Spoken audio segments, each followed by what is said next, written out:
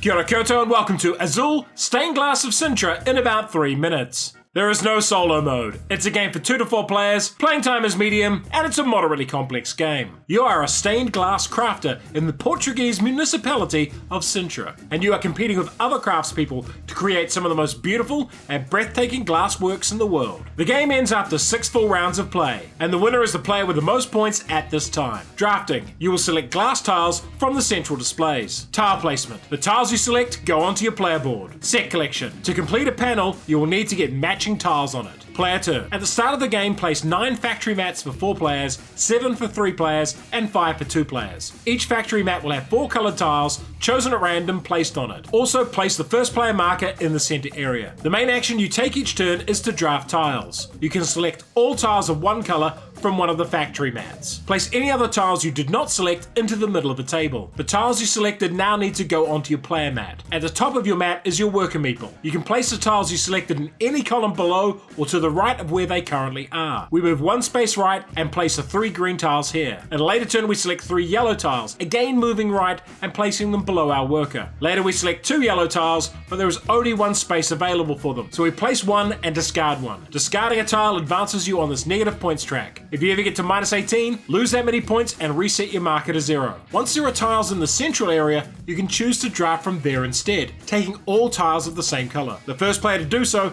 takes the first player token for the next round. They also move 1 space down on the negative points track. Instead of drafting tiles, you can choose to move your worker back to the leftmost spot of the track. You can only do this if they are not there already. Once you complete a column, take one of the tiles and place it below. Then flip that panel over to its other side. If you finish that panel again, place one of the tiles on the bottom row and remove the panel. Each time you complete a panel, you score points equal to the amount printed below, plus the amount below of all other completed panels to the right of this one. So here we would get 6 points.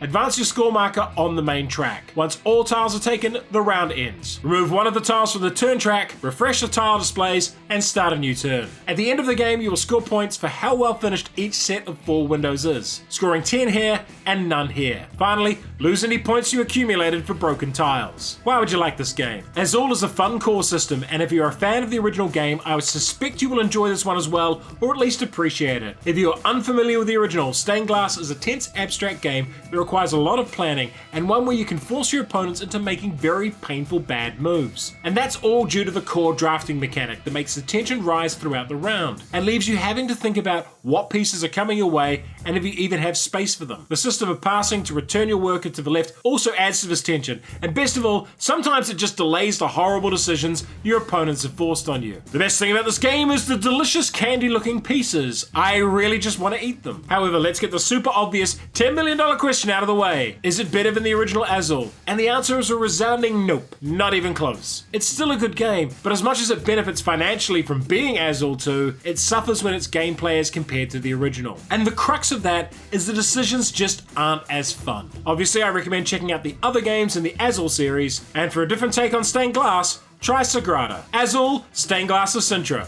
The slightly awkward middle child. 3 Minute Board Games does not do paid content. Support us on Patreon. And if you enjoyed this video, hit the notification button, like, share, and subscribe.